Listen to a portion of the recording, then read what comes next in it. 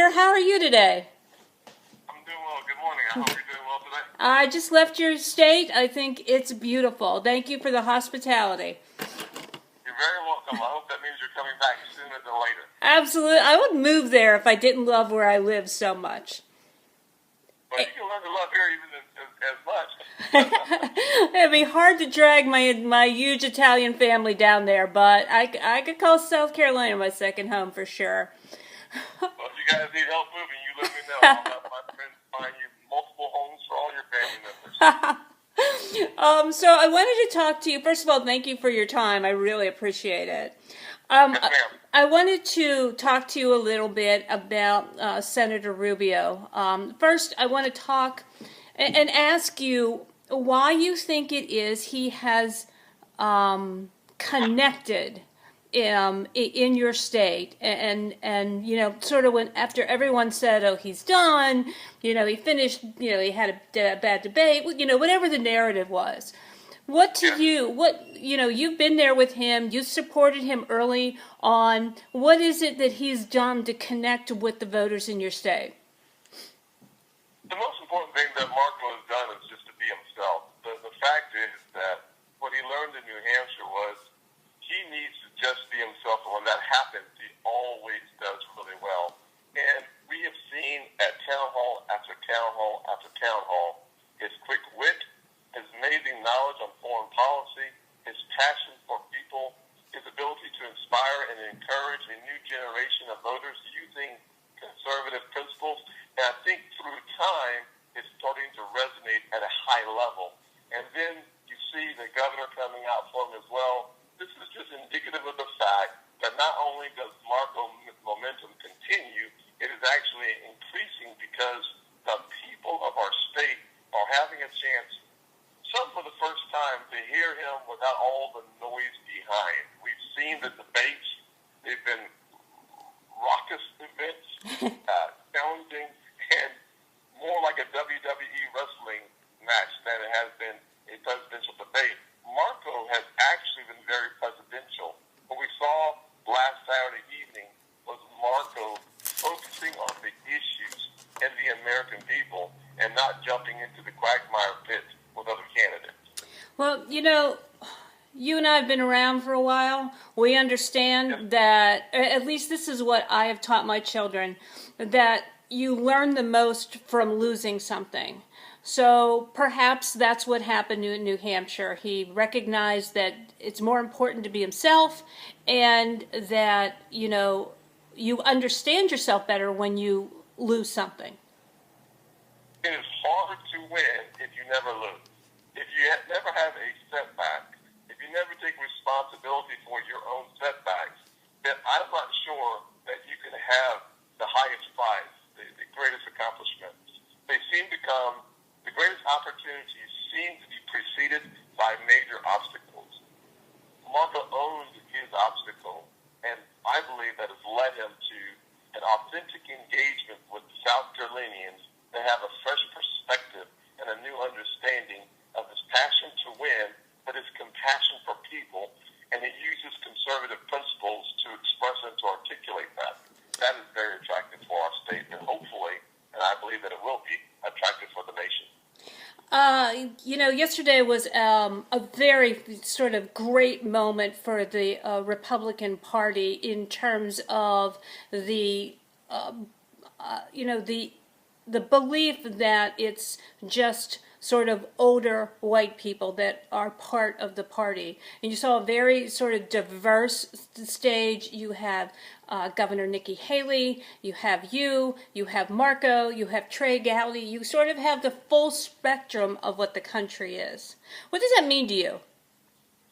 Well, I think it says a lot about the Republican Party. I certainly am happy that it's happening in South Carolina, because I've always said, and I believe that other columnists have said it too, George Will being one of them specifically, who said that if you want to measure progress in this nation, perhaps no place better to measure that progress than in South Carolina, where the citizens of South Carolina, the conservative citizens of South Carolina, have elected a governor of Indian descent, at the same time having elected a senator of African descent. Then you bring in a guy of Cuban descent, and you put us all on stage, and none of us are talking about race. They're all talking about values and issues that bring people together. No divide and conquer here. Simply that in America, and specifically in South Carolina, all things are possible, and we are truly judging individuals on the content of their character and not the color of their skin. People, I am at least, very proud, and I think others should be as well. So, what is it about South Carolina? What is it about the people that makes them special? Because it is obvious that you love your home state and you love the people. I do love it.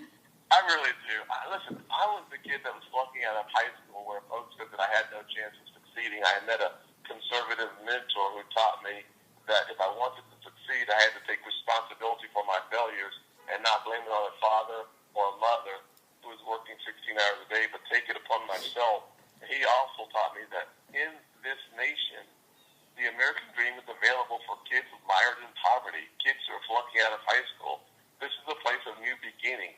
South Carolina has made it possible for this poor kid growing up in a single-parent household to realize the American dream at a very high level.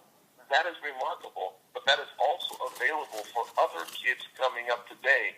It's also available for two-parent households where they're struggling to make their ends meet because they want to make sure that their kids have a better and brighter future than they have. America, and South Carolina specifically, has been so encouraging to me that I feel that my debt of gratitude manifests itself with action. And so I work every day to make sure that South Carolina is proud of who I have become, because I believe the foundation that I stand on are the shoulders of men and women who paid a great sacrifice, a great price.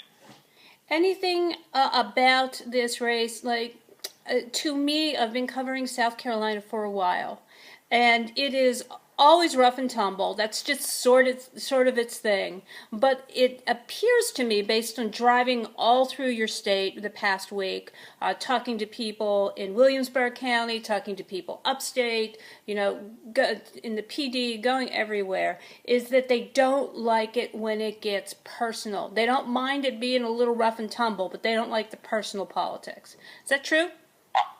I agree. I don't like it either. One of the things I said last night during an interview is that I think it doesn't say much when we jump in the quagmire pit of personal attacks.